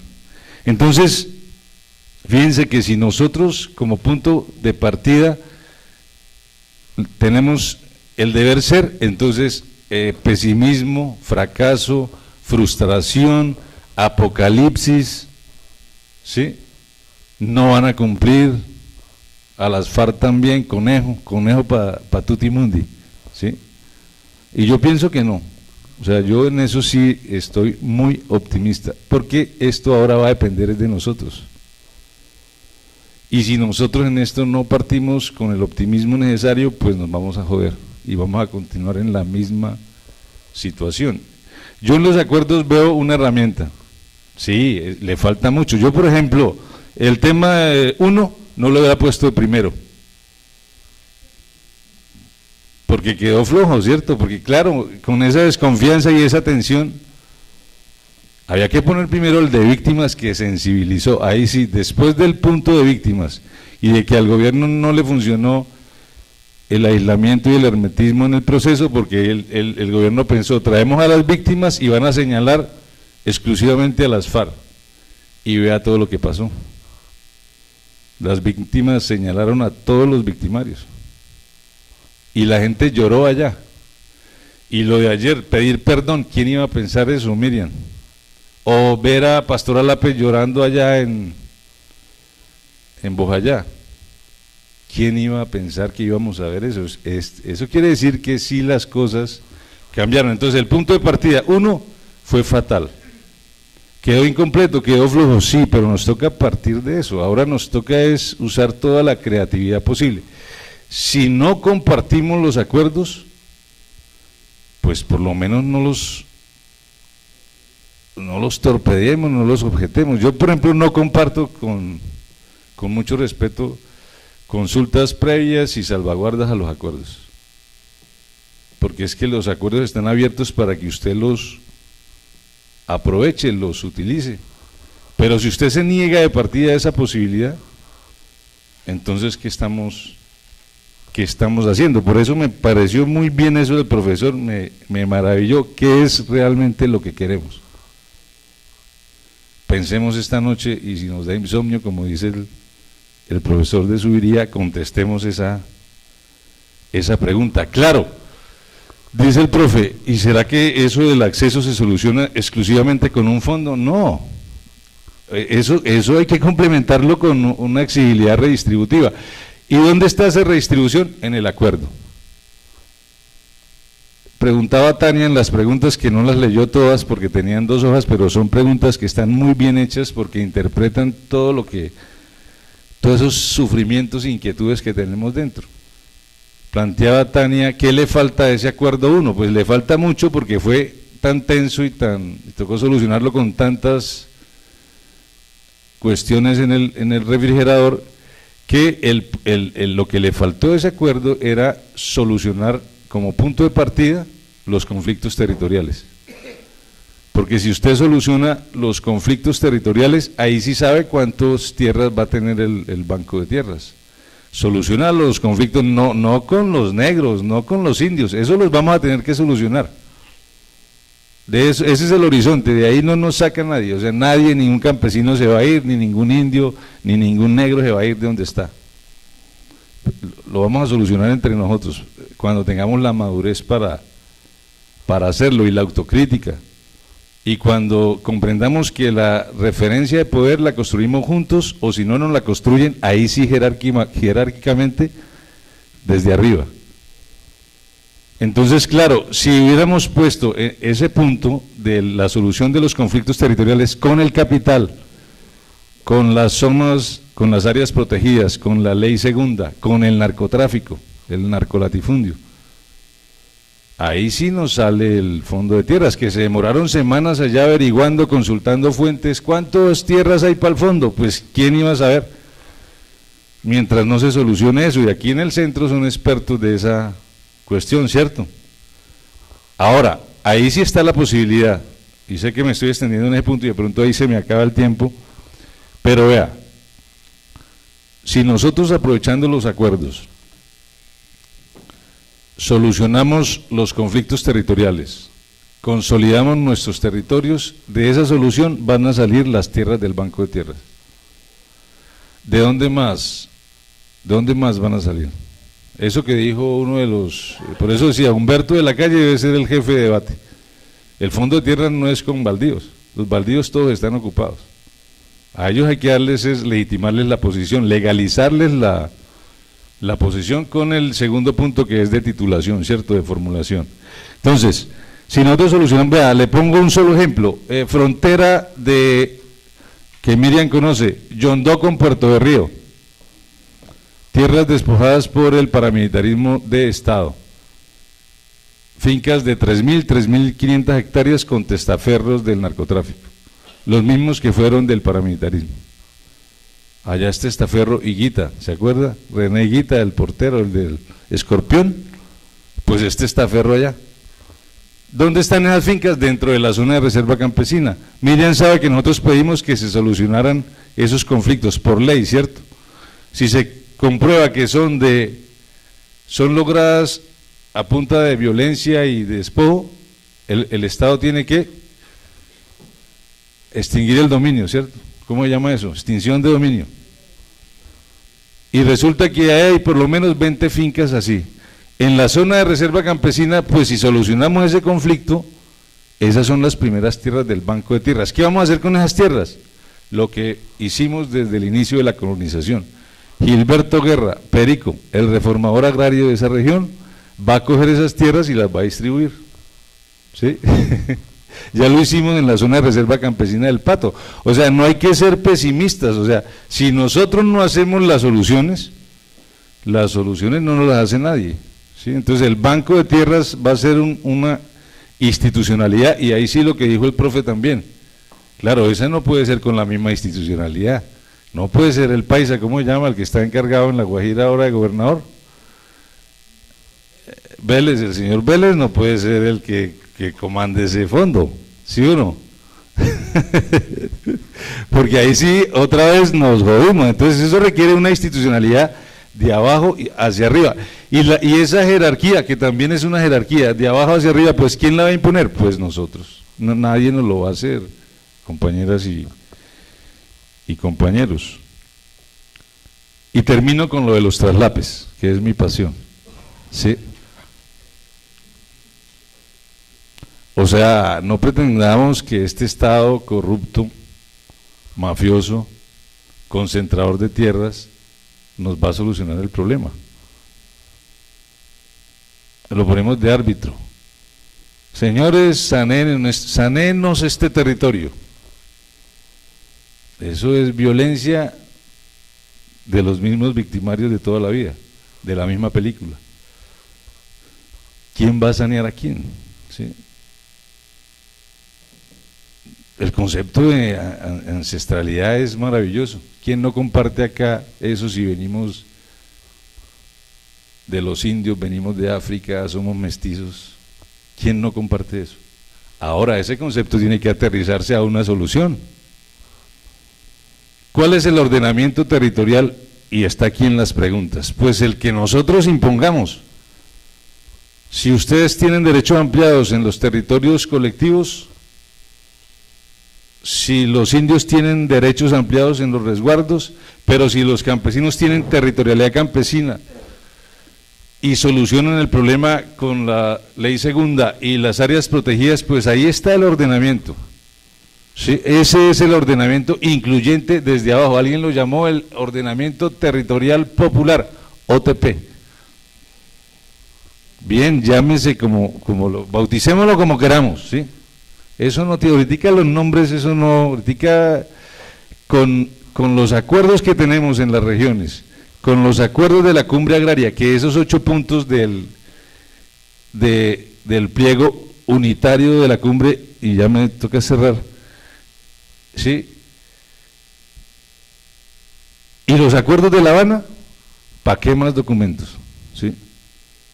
Ahora, debemos responder qué es lo que queremos. ¿Cómo es que nosotros al comienzo decíamos, eso de La Habana no tiene nada que ver con nosotros no estamos participando, y después a última hora, in extremis, contrarreloj, exigiendo un capítulo étnico? Pilas con eso. Por eso la pregunta clave es, para cerrar, ¿qué es lo que realmente queremos? Muchas gracias.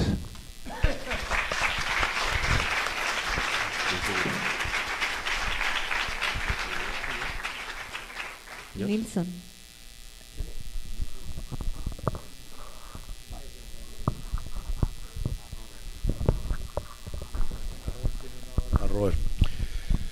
Bueno, a ver, nosotros como Asociación Nacional de Usuarios Campesinos hemos dicho que bienvenidos los acuerdos, que respaldamos los acuerdos.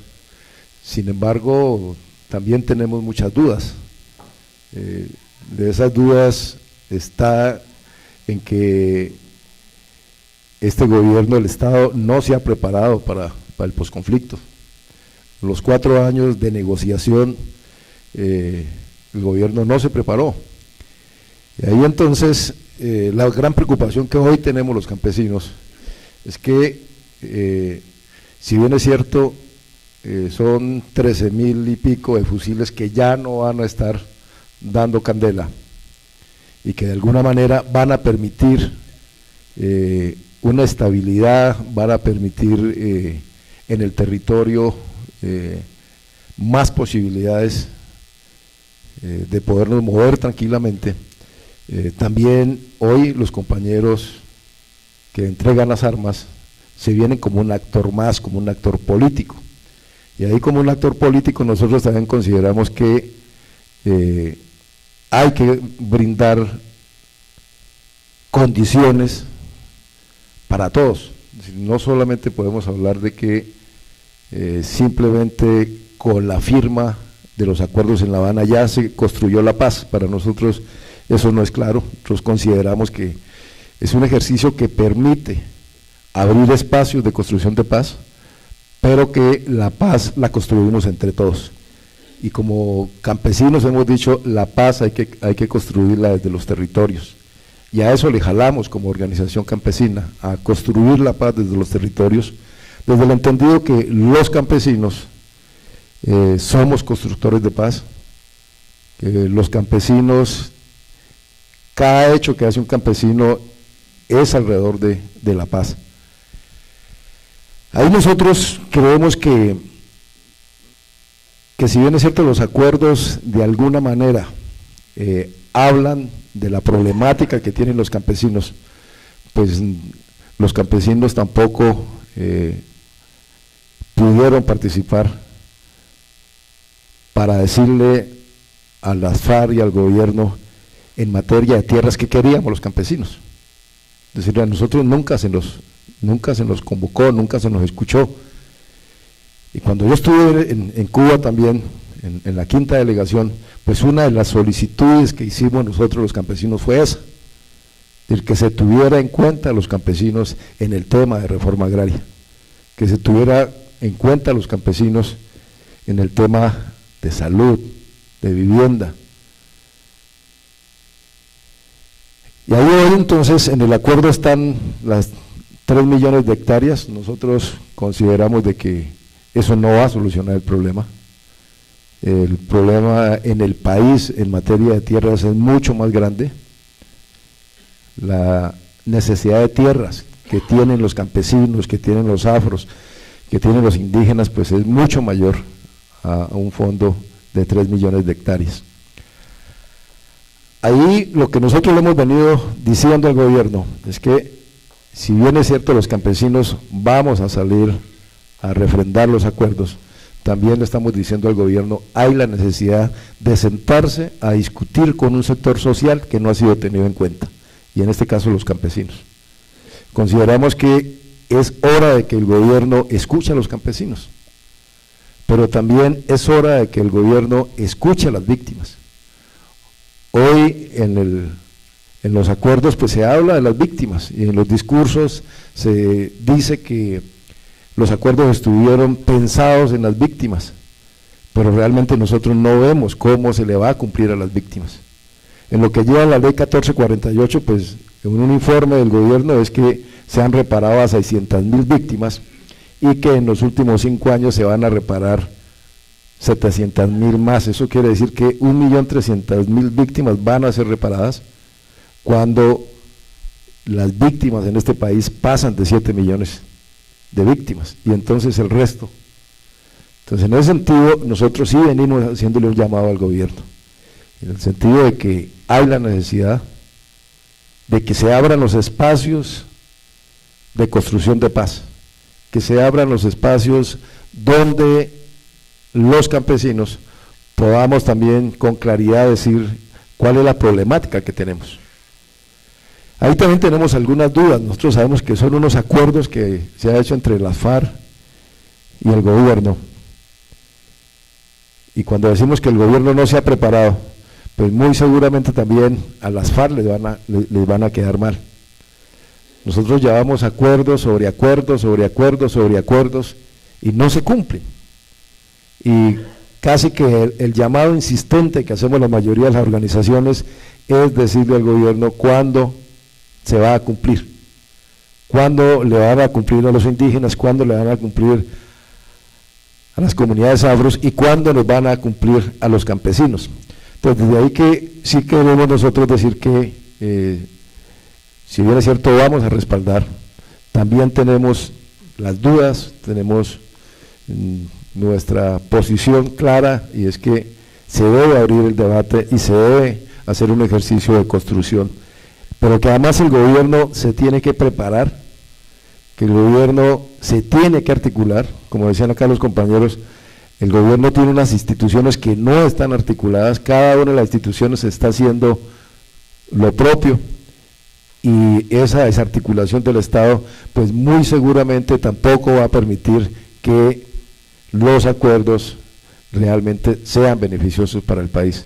Aquí también consideramos nosotros que, como actores sociales, también la obligación es nuestra, y por eso entonces estamos diciendo vamos a respaldar este proceso, desde el entendido de que con el respaldo de este proceso estamos convencidos de que la paz no se firmó en Cuba, la paz la tenemos que hacer acá desde los territorios. Muchas gracias.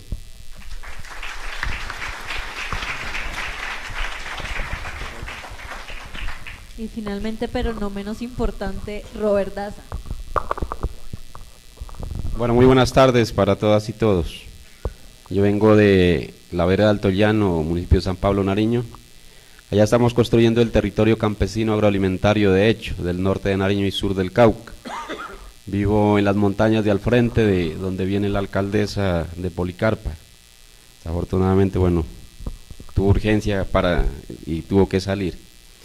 Voy a iniciar diciendo, César, que voy a votar por el sí, y estamos trabajando para que ojalá el sí sea aplastante, para que la vía de las armas y de la guerra no siga siendo negocio, ni tampoco, digamos, sea considerado como un instrumento para dirimir o llegar o resolver conflictos.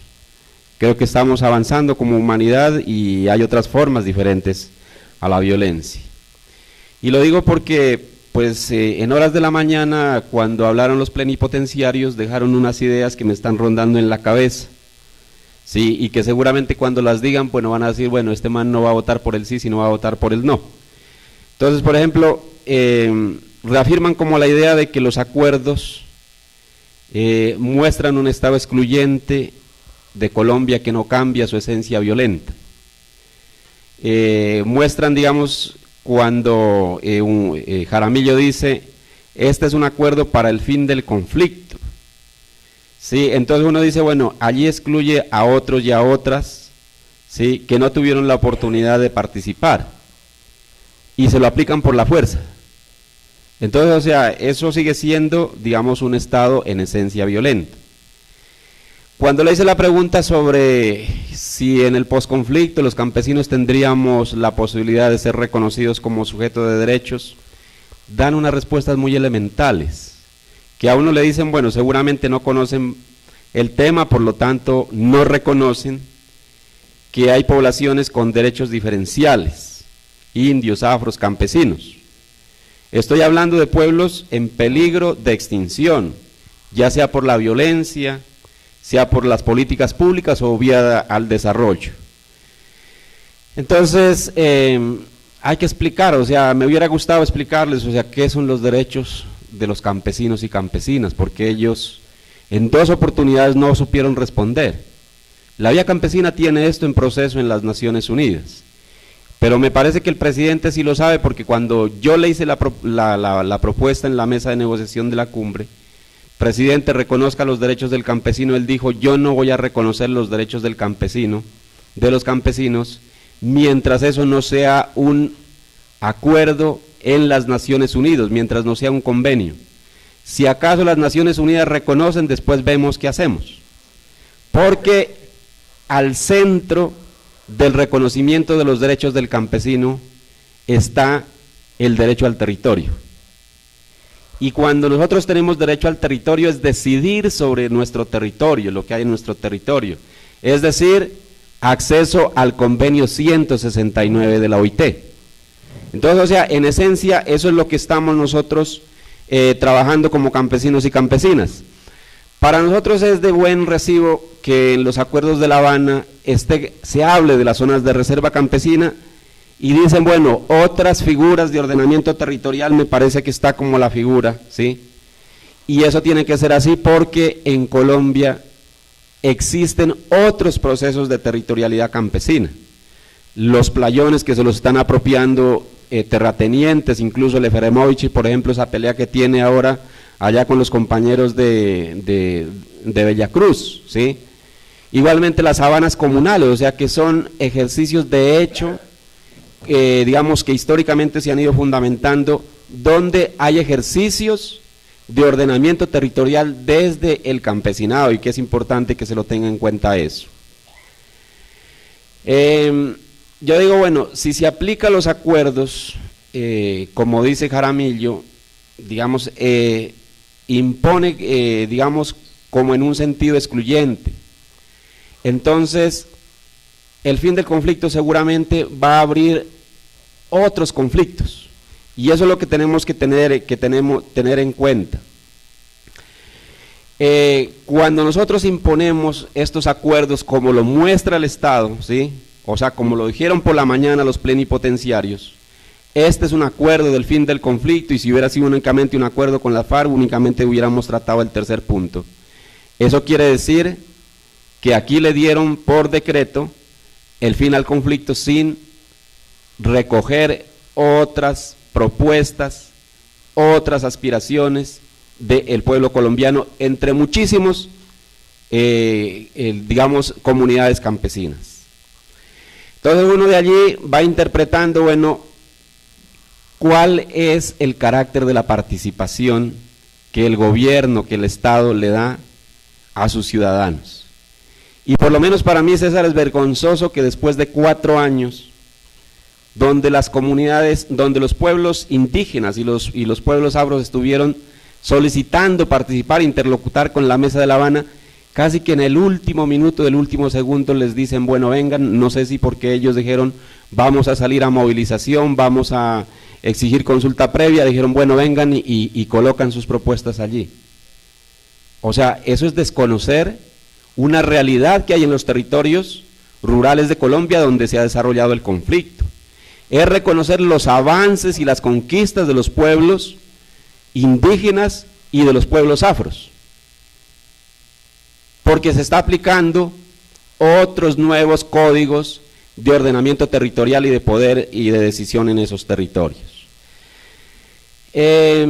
Seguramente, bueno, el acuerdo de tierras tal como se lo plantea es importantísimo, pero es que en este momento ya las ambiciones y la avaricia de las transnacionales seguramente no van por las tierras, van es por el territorio completo. Y nosotros hablábamos la semana pasada con el viceministro de Minas y Energía y nos decía, hay 20.000 solicitudes de títulos mineros y hay más de 9.000 ya titulaciones. Eso abarca casi el 70% de la población. Hay zonas como el corredor Vega-Tetellé donde hay permiso para perforar 100 pozos petroleros en el Putumayo. Y ahorita la pelea que la gente está dando en el Caquetá, que está dando en el mismo Putumayo. Entonces miren, son unos acuerdos de intención para resolver un conflicto en Colombia, pero que abren puertas inmensas, grandísimas a otros conflictos, que a las comunidades campesinas nos va a tocar enfrentarlos y resistir frente a eso. Porque para el gobierno, o sea, yo lo digo aquí, la paz para el gobierno es un negocio. Así lo han dicho las transnacionales, así lo han dicho los mismos funcionarios del gobierno. Las transnacionales, la inversión extranjera directa se va a multiplicar en Colombia. Pero que eso se multiplique en Colombia tiene unos damnificados, tiene unas víctimas. Nosotros los campesinos y campesinas que vivimos en el territorio. Entonces frente a eso hay cosas que resolver, digamos, en estos acuerdos. En eso, digamos, o sea, de la protección, o sea, porque después de un acuerdo nosotros lo hemos vivido, o sea, no es el primer acuerdo que se realiza entre actores armados y el gobierno nacional, después se escala el conflicto. Entonces, bueno, nos han dicho a los voceros, a los 35 voceros de la cumbre les vamos a dar, no les han dicho les vamos a dar, sino seguramente esquemas de protección. Esquemas de protección sabemos que es una camioneta, una escolta, 2 escoltas, sí. O sea, yo qué hago, por ejemplo, llegando con una camioneta blindada, 2 escoltas allá a la vereda. Seguramente van a decir, no, este man se vendió y la plata del paro se la utilizó para comprar esa camioneta y ahora tiene que andar escoltado para que no le quiten la plata. Nosotros estamos proponiendo otro esquema de protección colectivo. Tenemos nuestra guardia campesina, nuestra guardia cimarrona, nuestra guardia indígena. Eso es lo que tiene que fortalecerse en el territorio, tiene que fortalecerse la organización, tiene que haber oportunidades a que la estigmatización que nos ha hecho el Estado siempre tengamos la oportunidad a través de los medios masivos de demostrar que nosotros somos propuestas y somos iniciativas de paz en el territorio. Bueno, y por último, yo quisiera decir que únicamente, digamos, hacer referencia a 2 cosas. Estamos nosotros luchando porque se reconozcan los derechos del campesinado, pero también estamos luchando por lo que decía Carlos, que se reconozcan otros modelos, bueno, de desarrollo seguramente para entenderlo, pero son modelos del buen vivir. La agricultura, la economía campesina, indígena y afrodescendiente tiene que reconocérsela como un modelo que le aporta a este país. El gobierno únicamente se la ha jugado por el modelo del agronegocio, de la agroexportación, de la grande agricultura, que con seguridad de nosotros como campesinos, indígenas y afro, de no dar la pelea, seguramente en unas 2 o 3 décadas la agricultura campesina en Colombia ya no va a existir. Y doctora Patricia, ya no vamos a poder comernos sancocho de gallina criolla. Seguramente nos va a tocar de comernos los huevos en papeletas, en polvo. ¿Sí? Seguramente no vamos a tener la variabilidad de alimentos, nos va a tocar de ir a comprar al supermercado como se compra el concentrado para los gatos o para los perros, el alimento que nos van a mandar las multinacionales. Nosotros estamos defendiendo eso. Cuando defendemos el territorio como campesinos y campesinas, nosotros estamos defendiendo la soberanía alimentaria que tiene derecho a la diversidad en este país, a una alimentación culturalmente aceptada y que ha sido con la cual nos hemos crecido nuestras generaciones, pero también a cuidar el agua, a cuidar las semillas. a cuidar los paisajes, a seguir construyendo y creando nuestra auténtica cultura. No queremos ser ciudadanos planetarios, no queremos ser ciudadanos consumistas, globalizados. No nos interesa eso. Nos interesa ser ciudadanos del territorio, con nuestra cultura propia, con nuestra identidad propia, con nuestra espiritualidad propia. Eso es lo que nos interesa. Esos son los retos que tenemos que en el posconflicto o en el posacuerdo construir. Y por supuesto, los compañeros y compañeras de las FARC, bienvenidos a la civil, como se dice.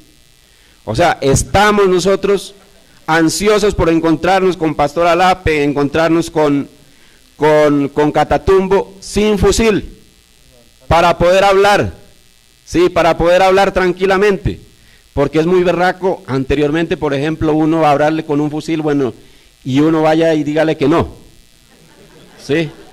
Ahora seguramente el debate se va a enriquecer, el debate se va a poner mucho más bueno, y la construcción de un nuevo país seguramente desde la unidad, pero reconociendo la diversidad que tenemos como país.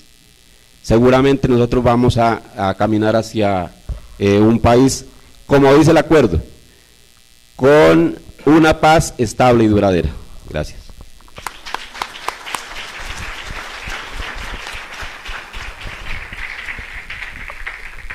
Bueno, muchas gracias a ustedes por todas las intervenciones y todos los retos, pero también como el ambiente de esperanza que a pesar de los retos, de lo que parece ser escenarios a veces no tan claros y más sombríos, pero que están llenos también de oportunidades, pues a mí por lo menos me da como esperanza saber que los vamos a encontrar y van a seguir en el territorio haciéndole frente a los retos y poniendo esos retos en color oportunidad allí. Entonces, como ya estamos cansados, tarde, pero no queremos irnos, si hay alguna pregunta concreta que alguien tenga para hacerle a nuestros panelistas de esta tarde final.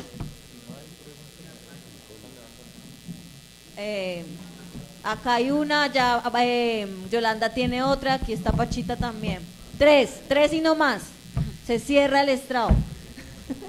Después de escuchar hablar de derecho, Yolanda se puso la mano en el pecho. Quiero que a este pueblo hoy le quede claro las cosas que al negro nos ha molestado. Aunque haya tierra y algunos proyectos, algo que es sagrado queda en el desierto, la minga y el trueque, que es mano cambiada. Cuando hay destierro se quedan botadas. El canto de arrullo del niño chiquito, cuando te destierran se pierde toitico. Y ese derecho a la identidad, ¿a dónde carajo se va a reclamar? Si no hay canalete para yo roncar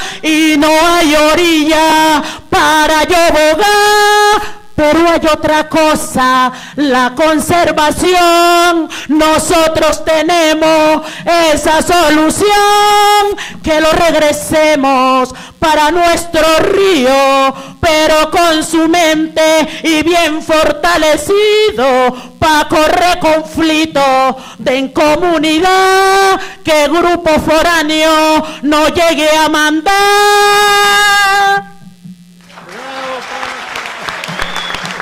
Muchas gracias.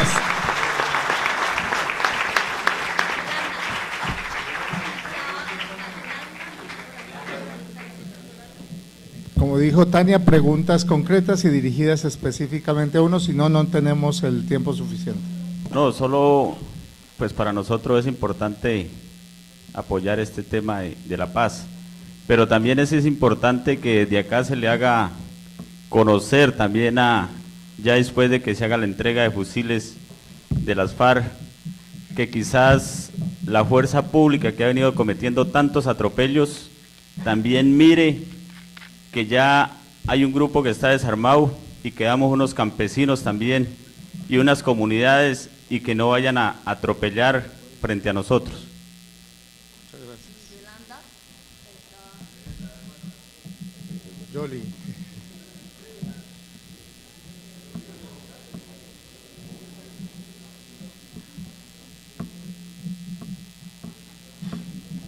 Buenas tardes, yo me quiero referir a varias cosas rápidamente.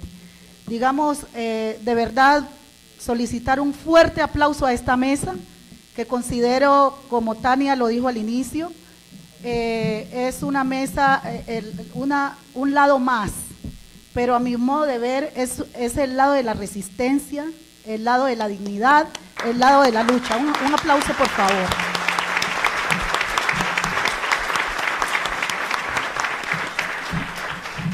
Quiero referirme, digamos, a un vacío que me llevo, no sé si por la forma como se abordaron los temas del seminario hasta ahora, pero estoy mirando que mañana tampoco va a haber la posibilidad.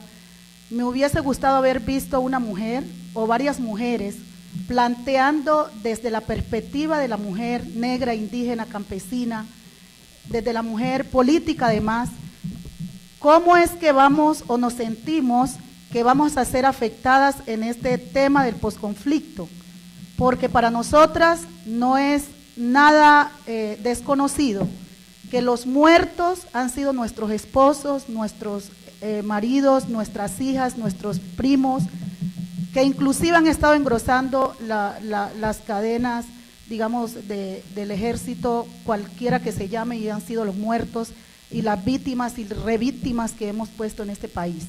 En ese sentido me hubiese gustado ver que esa perspectiva de género mujer hubiese estado aquí puesta para tener también la claridad del debate frente al pensamiento de este género.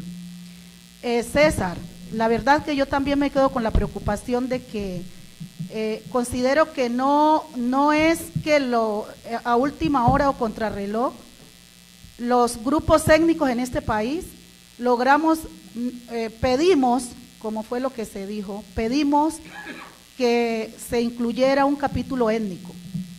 Yo creo que desde la mirada de derechos, si este es un Estado de derechos que garantiza derechos, no puede verse como que se pide que se incluya un capítulo étnico en los acuerdos de paz.